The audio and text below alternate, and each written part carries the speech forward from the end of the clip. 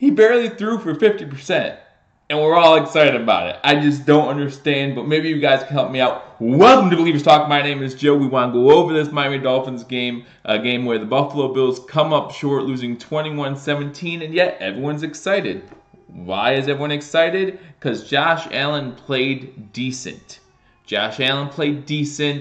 And we get excited. 18 for 33. We'll get into more of those stats in a little bit. Obviously, rushing yards a big part of what has everyone excited. But guys, we still lost. But if you think about it, that's what we said earlier this season. We just want to see continued improvement at this point. Not like this was a playoff team anyway, not a playoff caliber team this season. You kind of have to get excited for next season, okay? If you followed me on Twitter, if you saw where I posted, you know I'm going to play a little bit of the devil's advocate here. Everyone's excited about Josh Allen. Listen, if you were with me for the live stream yesterday, you know I'm excited for Josh Allen too. But let's see what happens. That's kind of like my role here on Believers Talk. You know, everyone was down on Brian Dable a couple weeks ago, right? Talking about how trash he was, talking about how he needs to be fired. Cool your jets. That's what I said. I said, wait, let's give him a shot. Remember, we've had 4 starting quarterbacks this season. He's never had more than 4 weeks with 1 starting quarterback. Now, back-to-back weeks with Josh Allen, the offense isn't actually looking all that bad. We saw the yardage we put up yesterday. Again, we'll get to the stats in a second.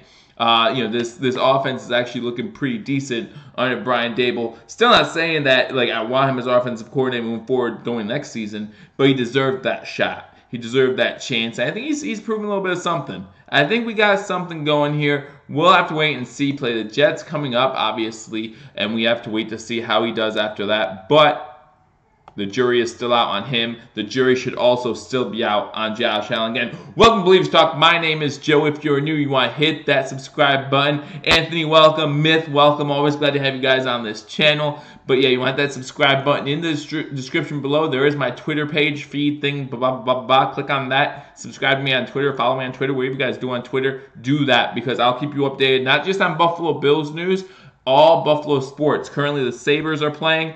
2-1 now. Nashville going into second intermission. Last I checked, it was tied. So I keep you up to date. I'm going to do the live play-by-play for the Dollar General Bowl, which is the bowl that the Buffalo Bulls got this year. Plan to be doing that live stream for you as well as Buffalo Bills games. And then when the NFL season's over, that does not mean this channel stops. We keep going. Obviously, we'll keep you updated on Bills news. We'll also do Sabres live streams as well as the Sabres. Finally interesting to watch the Sabres. It's finally getting fun to watch the Sabres again. Fun to be a fan of Buffalo, especially with the excitement of Josh Allen going around.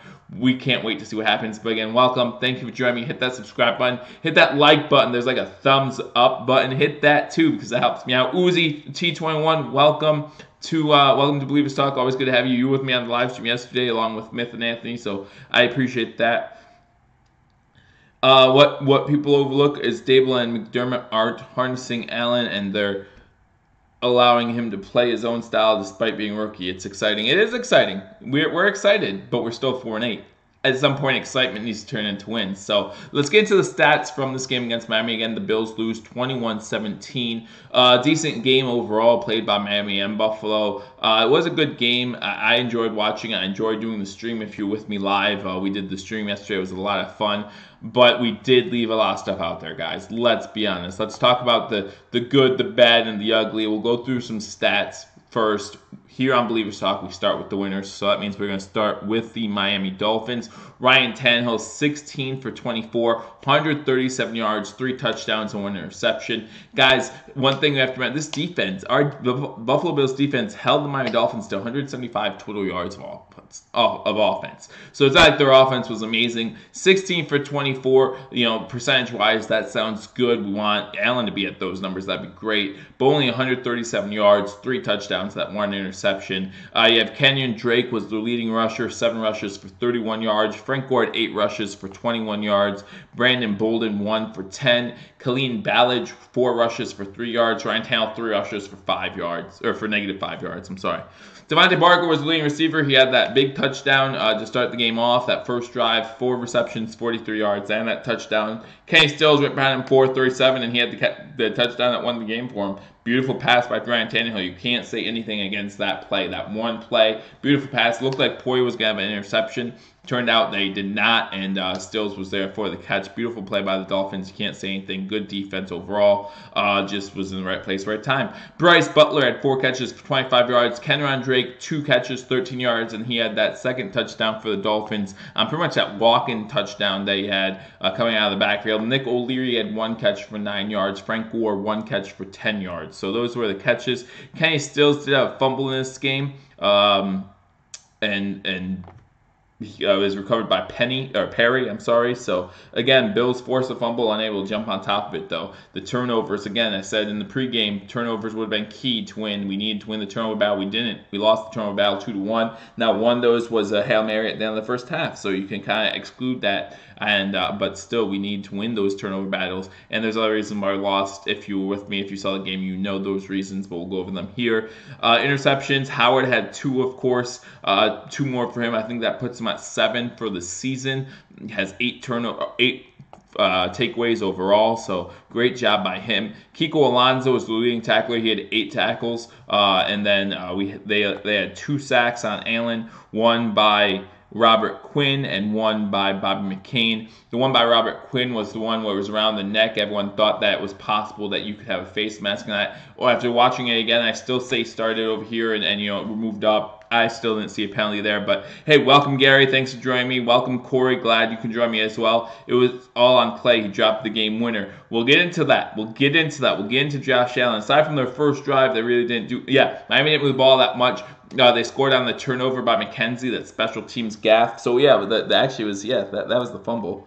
I guess they would call that a fumble. So that was the fumble that was recovered. So we actually lost the turnover about 3-1 instead of 2-1. So that's the difference in the game. Right? That's the difference in the game. McKenzie looking up for the ball, gets hit by Bush. I'm not sure if he thought maybe a Dolphins player was the one who hit him, so he thought he'd get that 15-yard penalty. Ball brushes off him. Miami recovers it, scores on a short field. That's that Drake touchdown, making it 14-6 at the time. But that's what happens. We need to win those turnover battles, and then we'll also, of course, get into penalties here in a minute as well. But then we need to go over to the Buffalo Bills side of the ball. Look at the stats from the Bills side of the game. In this one, Josh Allen went 18 for 33, 231 yards, 2 touchdowns, 2 interceptions. Josh Allen was also our leading rusher again. 9 rushes, 135 yards. McCoy had 15 carries for 52 yards. Marcus Murphy 1 for 7. Chris Ivory 6 for 4. Receiving, Zay Jones on the ball again, 4 receptions for 67 yards, 2 touchdowns. Would have loved for him to come down with the second last play for the Buffalo Bills on offense. Would love for him to come down with that. The review was correct, though. The ball was moving as he caught it, so good call on the incomplete. Unfortunately, it did not go in Buffalo's favor. Would love to see him actually get his hand underneath that ball and secure it. We want to talk about Charles Clay dropping that ball at the end of the game, and I understand he needs to come back for that ball and catch it. It was a duck by Allen. Let's not get that twisted. It was a duck, okay? Allen's running across, ran to his left, failing the pressure, and he throws completely across his body to Charles Clay, who's wide open. He has the whole right side of the end zone all to himself. He could have set up a tea party if he wanted to, which is probably why he didn't dive in time. Maybe he was getting ready to set up that tea party. But yes, he definitely was wide open. Maybe should have come back for the ball a little bit more, but he didn't, and that's the game. I mean, that's all you can say about that. So, going down this list, Isaiah McKenzie had 4 catches for 46 yards. He had a pretty good game as well, minus the fumble, which really cost us, guys. I mean, the turnovers, again, are just killer every time. We have 3 turnovers in this game, and we're not going doing that. Patrick DeMarco on what I would say was Josh Allen's best pass of the game, that out to the fullback. The fullback, DeMarco, went out on a pass. He faked the handoff to McCoy, faked the end around to Zay Jones, and DeMarco went out for a pass wide open. Beautiful touch on the ball by Allen. I loved that pass. I thought it was one of his better ones of the game. I also think about that play out of the end zone when he's rolling left, finding Zay Jones to get about 20 yards, get us out of the end zone. Even though we didn't score on that drive, it changed field position, and that was huge. So 2 big throws I saw in this game from Josh Allen. Robert Foster had 1 catch for 27 yards. That was on the first play of the last drive. big play to set up that drive, and that's what you need to do on these game-winning drives. The first play needs to be for positive yards. You cannot get stuffed on the first play if you plan on coming back and having a game-winning drive. Kelvin Benjamin, 2 catches, 20 yards. LaShawn McCoy, 4 for 12. Deontay Thompson, 1 for 12. Charles Clay, 1 for 9. And those are receivers for this game. Interceptions, Micah Hyde had a huge interception right after Miami intercepted. The next play, they go deep, try to go for the throat. Don't blame them for doing that. However, Micah Hyde's right there for the interception. Mike Milano led our team in tackles with 4 tackles. We had a few sacks on the day. We had Raphael Bush with a sack, Trent Murphy with a sack, Lorenzo Alexander with a sack. So 3 sacks on the day. Stephen Hauschka, you wonder what happened with Stephen Hauschka in this game. Missed a 55-yarder and also missed an extra point in this game. The extra point doesn't come back to bite us, though, because we do convert a 2-point conversion. But the issue here is we have a new holder. Right? We had a new punter in this game, and he's now the holder for Stephen Hauschka. So, hey, Angry sports fan, Buffalo sports fan, welcome to Bill-ievers Talk. Glad you all can join me again. Hit that like button. Share this video with your friends. I shared it on my Twitter page. Share it on your Twitter page, on your Facebook page. Let them know we're here covering this game. It's hard to call that a duck when... no, it's not hard to call it a duck. It's not. I get it. He rolled to his left and threw to his right, but that ball's wobbling. There's no, I get it, he's throwing across his body, but I've seen throws across your body where you can throw a spiral. And there are a few throws that he made that were just ducks. And I could go over a couple of them. I actually want play-by-play because on my Twitter page I put that, I want to play devil's advocate in this game and why Josh Allen should not be getting all this hype. Why Josh Allen? We need to calm down on him a little bit here. And, great game by him. I'll give him all the credit in the world, but he definitely missed some throws out there. He definitely missed some receivers. He decided to tuck and run it when he had receivers open downfield. And some of those runs led to more yards than the probably would have got from the wide receiver, but some of them didn't. And, those are issues that need to be corrected. He needs to continue to look downfield. And that's what I really loved about that Zay Jones throw when he's rolling to his left. And then he finds Zay Jones about 20 yards downfield in the end zone. He rolls to his left, finds Zay Jones about 20 yards downfield, throws a dart to Zay Jones. Zay Jones taps both feet inbounds, gets us a huge first down. So that's some of the stuff I love to see. But there are some mistakes here that Allen made. I counted them before. I think there's about 16 of them that I have that I saw with my own 2 eyes. And I don't have access to film like the Buffalo Bills do to see everything that happened in that game. So we'll go over those, but now we need to get into the team stats, and these are where things get a little ugly. This is where you realize, hey, the Bills should have won this game. If it wasn't for turnovers and it wasn't for penalties, the Bills should have won this game. Total yards in this game, the Bills had 415 yards. 415 yards. And we lost. That's the most points we've had in regulation in a loss since we lost to Seattle in that Monday night game. I don't know if you all remember that. I still remember that game. That was when Carpenter got nailed by Sherman, and they didn't call a penalty, and then we had to call a timeout. It was a mess right before half. I remember that, and then Sherman gets away with a pass interference on Robert Woods. I still remember this stuff. Like, it's still fresh in my mind. Like, it just happened. Passing yards, Buffalo Bills led in passing yards. That's the first time this season we've had more passing yards than our opponent. And Buffalo had 217 passing yards. Miami had 115. Rushing yards, Buffalo had 198. Miami had 60. Again, we controlled this game. Other than the turnovers and penalties, guys, we should have won this game. Average yards per play, Buffalo 6.3, Miami 3.5. Fumbles lost, Buffalo had 1. Again, that turnover, interceptions thrown, we threw 2, they threw 1. Sacks allowed, Miami allowed 3 sacks, we allowed 2. Third down efficiency, 38%, finally getting a little bit better on third downs. Keep stressing that that's something that the Buffalo Bills need to get better at. We won time possession by 7 minutes. Penalties. We had 13 penalties, guys. 13 penalties. We had 6 in the first half for 50 yards. We only had 2 in the third quarter. And then we have 5 costly penalties in the fourth quarter. Wyatt Teller had a false start and 2 holding penalties. It just didn't stop the flags. And some of you might say some of them were a little ridiculous, all right? I get that. Phillips coming across after he knocks Drake down and hitting his cleat and getting a 15-yarder for that. Yeah, I get that. That's a little ridiculous. But at the same time, you can't say 13 is ridiculous. And you know what? As Bills players and coaches, you need to know that's your reputation now. Your reputation is you get a lot of penalties. We were averaging 8 coming into this game, and we get 13 in this one. You have to know that's your reputation going into every game. You have to know refs are looking for that. Refs are keying on that. And so you have to keep your cool. You know, for a time being, I'm okay with the live ball penalties. You know, like the pass interference penalties, a face mask here or there because you grab too high. I get those. I understand it. But these dead ball penalties are killing us. Beginning of the season, it was those illegal formation penalties driving me nuts. And now we get these false starts, these personal fouls. They need to stop. We need to be more disciplined, guys. We still don't know if Allen is completely 100% yet as far as his arm. That's a good point too, Uzi T. We don't know where he's at with his elbow. Came back a few weeks ago. I hope he's at 100% because I really wanted the Bills coaching staff and ownership to put him in if he was anything less than 100% to begin with. Now we're talking about 2 weeks in. I really do hope he's at 100%. If he's not, then we have issues. I haven't seen anything to show that he's not at 100%. We did see there was a play in this game where as Allen, I think it's on the last drive even, as Allen's getting ready to throw, his arm's getting hit as he's throwing the ball. Like someone's holding onto his arm, and he's still able to get it away. It actually floats out of bounds. It was going to be for Kelvin Benjamin, I think, on the left sideline. But he was able to get away well enough to get it out of bounds. And so if that's the case, I think his elbow's fine because that would really have hurt and probably would have at least winced at it if that was the case. So, but again, the Bills lose this game. Penalties killing us. Turnovers killing us.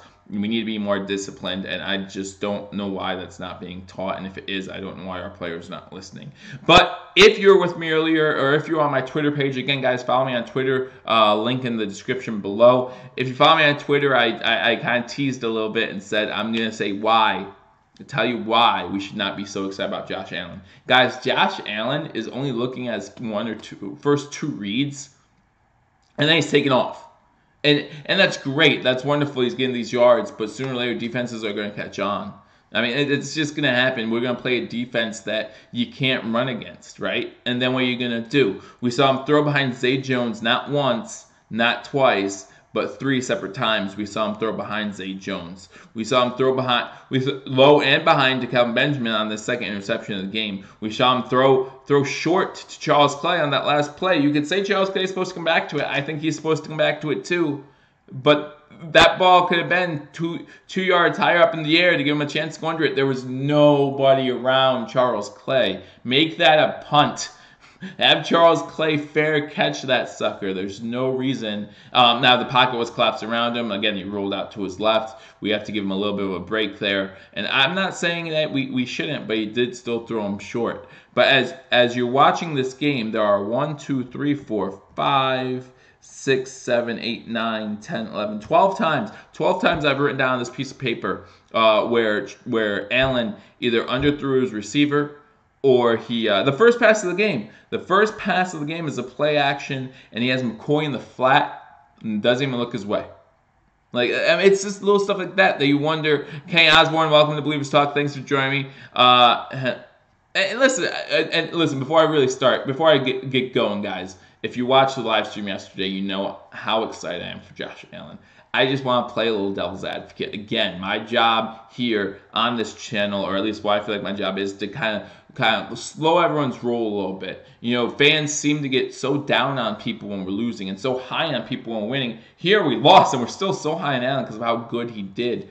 Let's simmer down here a little bit. Let's realize that there's still a lot of improvement that Josh Allen needs to do, and we have no proof saying he's going to do it. I was looking at comparables. What quarterback can I compare him to? And a quarterback whose stats match up pretty good. His rookie stats match up pretty good with Josh Allen's at this point is Vince Young. Okay? And I don't want Vince Young. I don't want a guy. Now, Vince Young, I believe he did lead to the Titans to the playoffs one season. But then what happened? I mean, so if you look at those comparables, it's pretty close, and I want someone better than Vince Young. I was looking at names like Byron Leftwich. I was looking at names like Cordell Stewart, and they all seem like, it's not that much of a stretch to say that that's kind of Josh Allen's production level so far this season. And none of those guys are guys that I think are worth a 7th overall pick. That's personally my opinion. I'm sure a lot of you share that opinion, but I was looking at the negative, okay? I'm sure there are other quarterbacks whose trajectory went like this, who had the same stats that Allen had as well. But he needs to be able to read his projections better, okay? You cannot have your first one or two projections and then just take off. Now, again, there was a play, let me try to find it here, where he actually ran for 28 yards. Yeah, here we go. So with 24 seconds left in the third quarter, he misses an open McKenzie, wide receiver in the flat. Wide open McKenzie, snaps the ball, doesn't even look McKenzie's way. McKenzie fakes going straight, stays there. And initially the corner stays with him, but then you have one of the tight ends coming out on a wheel route. The cornerback goes on the wheel route. McKenzie's wide open for at least 10 yards. Allen takes off. He gains 28, and we're happy about the 28 yards. I get that. But you're a quarterback. Your job is to find the open receiver, and at some point you're gonna have to do that. You're not gonna be able to run the ball, and you're gonna have to be able to find that open receiver. And it looks like a first-year Elway. I'm not gonna lie. I have not looked at Elway's rookie stats. Maybe I know Elway was also a mobile quarterback at times, but we'll see what happens. Smith, your phone always dies, man. But welcome back. I'm glad you made it back. Why was Clay so far back in the end zone anyway? His quarterback was scrambling. Normally when your quarterback scrambles, you run towards the play, right? So in this case, Charles Clay is wide open. You have nowhere to run to. All your other wide receivers, and if you look, Deontay Thompson is actually breaking open two on the left side of the ball in the back of the end zone. So he had Deontay Thompson back there who he could probably try to thread the needle to if he felt more comfortable with that throw. But you can't blame him for seeing Charles Clay wide open and making that throw. But I don't blame Charles Clay for being in the middle of the end zone there. Could he have come back? Maybe. But I don't know where he was in the route when Allen threw the ball.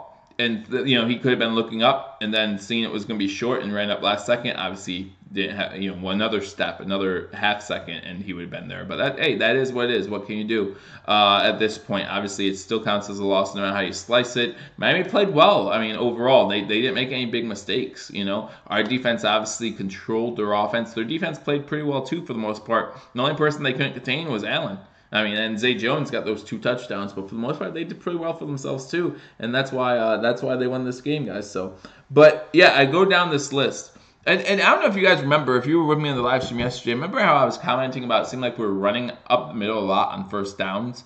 Well, there was a section of the game between the second and third quarter where we ran it 7 straight times on first downs, 7 straight times. But overall in the game, it was actually pretty even. So we had 5, 10, 15, 20, 25. We had 29 first down plays. That's including, we got, I think, 24 or 25 first downs, and we started the drive with first down, obviously. And we ran the ball on 19 of them.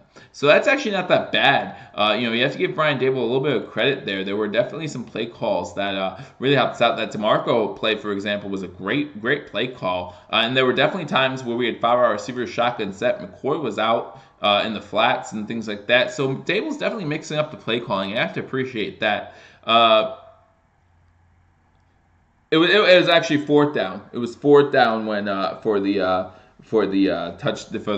Charles Clay pass at the end of the game. That was the last play. Allen's scrambling back there. It actually goes all the way back to midfield before he jumps up and makes that throw.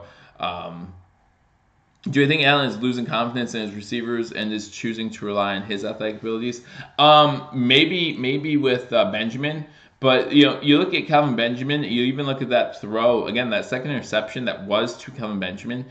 Calvin Benjamin had a nice catch. A lot of people missed it. A nice catch on, I think it was like a 3rd and 16. He had a 14-yard catch towards midfield in the first half. I thought it was a good throw. I thought it was a good catch. Obviously, he had that touchdown that he short-armed that Miami got called on pass interference for that really helped us out. But, that interception was short and behind Calvin Benjamin. So I don't think it's a lack of confidence. I think it's just a lack of knowing what your receivers are capable of. And we also do have to remember, I mean, as Uzi T mentioned, Allen did miss 4 games. So this is only his 2nd game back. So you still have to get that connection going. I mean, Zay Jones against Jacksonville had 0 catches, right? This week he has 5 catches, including a 2-point conversion, and 2 touchdowns. So obviously that's getting a little bit better. Everyone's talking about the lack of production with Kelvin Benjamin. I mean, everyone knows about it. Even the announcer in the one game, at the one play, when we were backed up towards our own end zone and Kelvin Benjamin jumps off sides, he says the terrible season. He uses the word terrible season for Benjamin continues in Buffalo. So it hasn't been a great season for Kelvin Benjamin, but when you have receivers coming in and out, to your point, you have Thompson coming in, McLeod can't stay healthy, Foster didn't start the season on their active roster, or at least he wasn't part of the team on a regular basis, and McKenzie coming in. These things do add up, and you wonder who can you trust and where do I need to get that ball for this receiver to catch it? But that connection should be there with the Kelvin Benjamin and Zay Jones. Those two guys have been there the whole season. And like I said, there were 3 or 4 throws behind Zay Jones. I mean, the one in the end zone. The one in the end zone still drives me nuts. Zay Jones was wide open in the end zone, going across the middle of the field. It's only an 18 to 20-yard throw. You need to be able to make that throw in the middle of the field. It's completely behind Zay Jones. He reaches behind him, gets a hand on it, and is unable to bring it in.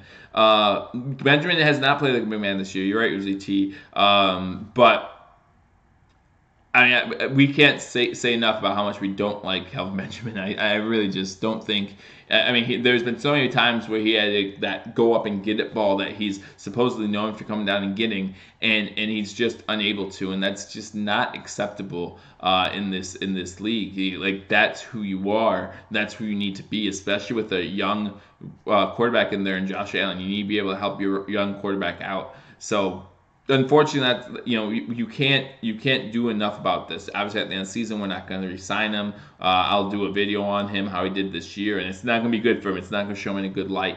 But Kelvin Benjamin will go somewhere else, and he'll do the same thing to Josh Allen that he did to Cam Newton, and they'll say, oh, well, if he was more accurate, or oh, well, he missed me. And listen, Josh Allen, I wrote that down too. Josh Allen did miss Kelvin Benjamin wide open a play or two in this game as well, and when he decided to take off and run with it instead. And you know what? That has to hurt a wide receiver's confidence just as much as your receivers not coming up with the ball hurts your quarterback's confidence, right? When I'm a wide receiver and I'm getting wide open, and this is what I'm talking about. On Twitter today, there were some people talking about how, if wide receivers see this guy playing well, they'll want to sign here, they'll want to come to Buffalo in free agency. That won't be the case if they see Kelvin Benjamin get open and Josh Allen takes off. If they see McCoy get open and then Josh Allen takes off. If they see Deontay Thompson get open and then, it keeps happening. That's the problem. It keeps happening. He reads his first or second route and then he takes off. And you know what? Again, when you rush for 145 yards, how much can you really complain, right? But at the same time, that's not going to help us get wide receivers on this team. It's not. I wish McCoy would play better. I think we need to get a younger running back. I do think we need to get better wide receivers, obviously. But what wide receivers are going to be free agents next year? I honestly don't know. We'll look into that at the end of the season. But I don't know who's going to be willing to come to Buffalo. Because let's be honest, guys, Buffalo's not like the sexy pick. But when you're picking between teams, Buffalo's not the one pick where you go, oh, yeah, I want to go to Buffalo. It just doesn't happen that way. But, if we keep playing better, if Josh Allen looks good, yes, we will hopefully attract some young talent. And, we have 11 draft picks. Can we pick up wide receivers in the draft? Absolutely. Can we pick up another young running back in the draft? Absolutely. We can do all this, but we still have offensive tackle that needs help. Another reason why Josh Allen has to run so much is because this offensive line isn't doing that great of a job. It's just not. Yeah, we only had 2 sacks this game, and against Jacksonville we had no sacks. But look at the holding penalties. I think we had 6 holding penalties in this game, maybe 5. But it was just ridiculous. Every time it seemed like something positive happened. In the first quarter, Allen rushed for a touchdown. The one that ended with a Zay Jones touchdown. Allen rushes for a touchdown, gets called back for a hold. We are driving on the final drive of the game. What kills that drive? What kills that drive is a Wyatt Teller false start penalty. That's what kills that drive. All of a sudden we lose all momentum. McCoy gets a screen pass, gets about 4 yards. Okay, so it's going to be 2nd and 6. Instead, Wyatt Teller false start, and then you're now 2nd and 11. And that McCoy screen was the last positive play for Buffalo. Then you have the Zay Jones drop, you have the throw out of bounds, and then you have the Charles Clay drop. So these are the type of things that kill you, not necessarily the Charles Clay missing wide open in the end zone. And those 5 yards were helped out in that play, right? Those 5 extra yards were definitely helped out. We have to talk about special teams. Our special teams played miserable in this game. Absolutely miserable. You don't want to throw Stephen Hauschka under the bus, right? Missed extra points. First extra point is missed. So we'll call him break. Missed a 55-yarder. It's a 55-yarder with a new holder. Maybe we'll come a little bit of a break. But he makes that 55-yarder. It's a completely different game. Completely different game from from that point on, right? Because then we're punting to Miami. Now we did stop Miami to a 3-and-out on that drive, right? After the missed field goal, we stopped them to a 3-and-out because of some bad play calling by Miami. But we'll take the benefit of that. And then, we were able to drive down and get into range to score a touchdown. But would we have stopped him to a 3-and-out if we kicked off to him? I think we would have, because our defense was playing that good all game. Yeah, no, this Allen talk is getting a little bit crazy, UZT. That's what I'm talking about. I get it. Like, he looks good, and I'm excited too, guys. I think Josh Allen's the best quarterback out of the 5 taken in the first round. I really do. Baker Mayfield played miserably yesterday. He threw 3 interceptions in the first half. I think he actually threw 3 interceptions in the first quarter. I think Josh Allen's the best quarterback out of the 5 so far. And, I look forward to this coming up week because it looks like Darnold's going to be in there. So we finally get our Sam Darnold versus Josh Allen matchup. Make sure you join me on Thursday. I will not be going live Thursday, but that's because I will be doing a collab video with Jets Central. So we will make sure that comes out on Thursday. So I look forward to that as well. Maybe I'll go live after it just to see people's reactions. That's always fun. Do I think we will have a different holder next week? No, I don't. I think our punter will still be our holder. I really do. Just because, you only had a week to practice with the guy, and obviously the punter was more focused on making the team. I think we'll give him another shot. I do hope Darnold can play this week. It'll be fun to watch. Right here on Bill-ievers Talk. Make sure you subscribe to Bill-ievers Talk. Watch us coming this Sunday as we go live for the play-by-play and reaction for this Sunday's game against the New York Jets, another division rivalry. Beat the Jets in East Rutherford earlier this season, 41-10. I think they scored a touchdown late. And we look forward to seeing them in Buffalo, right? Hopefully we can get that win, move up to 4-8 on the season. Again, this loss pretty much takes us completely out. Mathematically, we might not be eliminated yet, but this pretty much takes us completely out of the playoff contention. This moves the Dolphins up to 6-6, so they're still alive. They're still very much alive, especially with the Colts losing to Jacksonville. They're very much alive in that playoff race. Baltimore, I think, is still ahead of them. Denver's tied at 6-6. I don't know tiebreaker scenarios. That'll be a tough one to figure out, but luckily I don't have to figure that out. It gets figured out for me, so I'm happy about that. Because I will be watching closely. I don't know about you guys. I love watching football, so when it comes to playoff time, obviously we love to see our Bills in those situations, right? Like last season, what a great week 17. I remember New Year's Eve, my plans completely changed after that moment, after we finally made the playoffs. I had New Year's Eve plans. They went out the window because the Bills just made the playoffs and we had to celebrate, and we celebrated. And, the ball could have dropped. The ball might not have dropped. I don't even know. I have no idea what happened, but it was a lot of fun. That's what I remember. So, but yeah, our special teams was pretty bad. I mean, from the punter to the punter holding the ball, to Stephen Hauschka missing extra point, to McKenzie muffing the punt. I mean, there was just a lot of bad things that kind of piled up. There's 4 or 5 miscues on special teams. We need to do a better job, and that's been an issue all season, and that's not even including the penalties on the return. In the return game, McKenzie didn't do a bad job when he did get a chance to return the ball, and those were always taken back because of penalties. Can't have those things happen. It just keeps killing us every single time. I can't speak enough about that. I talk about the bad, I talk about the penalties and special teams. Let's talk about the good. Let's talk about the good. All right, Josh Allen did look good in this game, guys. Josh Allen had probably the best game of his career. I don't even think that's like a stretch to say that, right? Josh Allen threw for 231 yards, 2 touchdowns, 18 for 33. You still want to see that percentage go up. You want to see that percentage go up. There were some plays out there where you could have easy completions. You're still not doing much in the screen game. I don't know why that is. I would love to see McCoy get open in the screen game. We did see one screen pass where I guess Allen didn't see the defender right behind McCoy, and it dropped him for -6 yards. but I would love to see more screens in the future here. But he did look good, and you have to give him credit running the ball. 9 carries, 135 yards. That play to that run to the left-hand side where Kiko was right on him. He pulled like a little okey doke and pushed Kiko off of him and gained like 12 yards. That was fun to watch. I mean, he's definitely exciting, guys. We have to give him that, right? He's definitely exciting. But yeah, our Uzi, you're right. Our running game is not that good if it wasn't for Josh Allen. McCoy needs to do a better job. Ivory needs to do a better job. 6 carries, 4 yards. You just need to do better than that. And I still don't understand when we're not getting Murphy the ball more. Only had 1 carry in this game. It was right before halftime. I think he got about 12 yards or something like that, maybe 8 yards. But still, I don't know why. 7 yards. So I don't know why we're not rushing the ball more. I don't know why we're not using Marcus Murphy more. But McCoy, 15 carries, 52 yards. He is on pace to have his lowest yards per carry total since his rookie season. So that's just not a good sign. Next year's his contract year. Need to get young running backs in there. Chris Ivory's not going to last a while either. Chris Ivory's an old man as well. In running back years, I should say. He's still younger than I am. But in running back years, Chris Ivory's a young man. So we need to see more production from our running backs. And maybe Allen won't feel like the need to run if we do get more production out of our running game.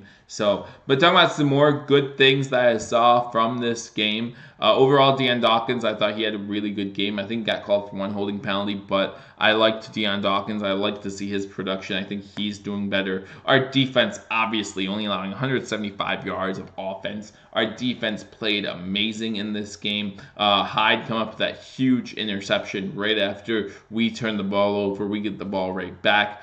Edmonds got a scary moment with Edmonds, and I do want to make mention to this. Edmonds went out for a couple plays. Russell Bodine did have surgery today on his broken leg, so we do wish him the best and a fast recovery. And it's unfortunate, he's doing pretty good for us at center. Groy came in; he did a pretty good job as well. But we do wish him well coming into this offseason. Hope to see him healthy and back at it again soon. So we wish him well out for the season, obviously with the broken leg.